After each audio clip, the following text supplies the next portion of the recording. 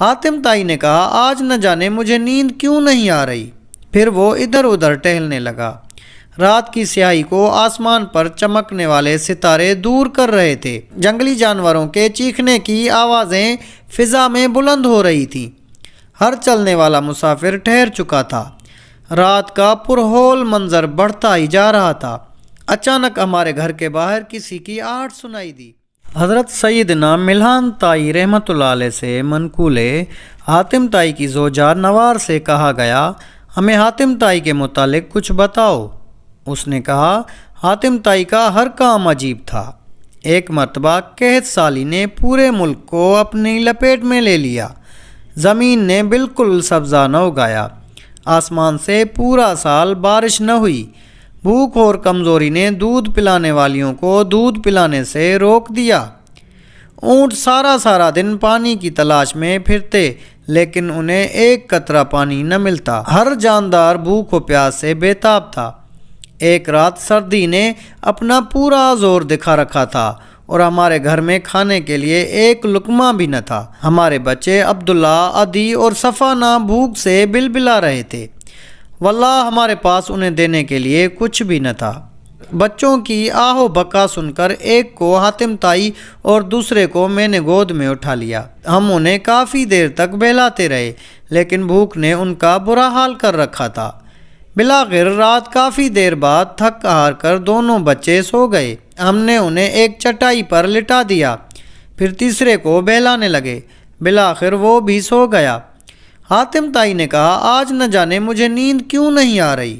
پھر وہ ادھر ادھر ٹہلنے لگا۔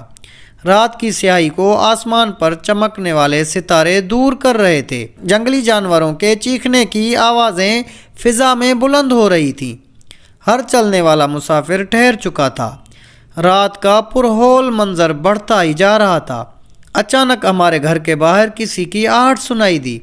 حاتم تائی نے بلند آواز سے کہا کون ہے؟ لیکن کسی نے کوئی جواب نہ دیا۔ میں نے کہا ہمارے ساتھ یا تو کسی نے مذاق کیا ہے یا کوئی دھوکہ ہونے والا ہے۔ میں باہر گئی اور حالات کا جائزہ لے کر واپس آئی تو حاتم تائی نے پوچھا کون ہے؟ میں نے کہا آپ کی فلاں پڑوسن ہے۔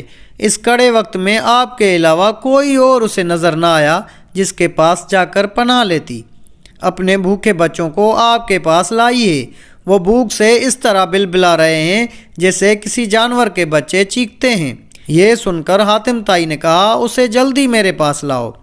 میں نے کہا ہمارے اپنے بچے بھوک سے مرے جا رہے ہیں، انہیں دینے کے لیے ہمارے پاس کچھ نہیں، تو پھر بیچاری پڑوسن اور اس کے بچوں کی ہم کیا مدد کریں گے؟ حاتم تائی نے کہا خاموش رہو، اللہ تعالیٰ ضرور تمہارا اور ان سب کا پیٹ بھرے گا۔ جاؤ جلدی سے اس دکھیاری ماں کو اندر بلا لاؤ۔ میں اسے بلا لائی۔ اس غریب نے 2 بچے اپنی گود میں اٹھائے ہوئے تھے اور 4 بچے اس سے لپٹے اس کے پیچھے اس طرح آ رہے تھے جیسے مرغی کے بچے مرغی کے گرد جمع ہو کر چلتے ہیں۔ حاتم تائی نے انہیں کمرے میں بٹھایا اور بکری کی طرف بڑھا۔ چھری سے بکری کو ذبح کر کے آگ جلائی گئی۔ جب شعلے بلند ہونے لگے تو چھری لے کر بکری کی کھال اتاری۔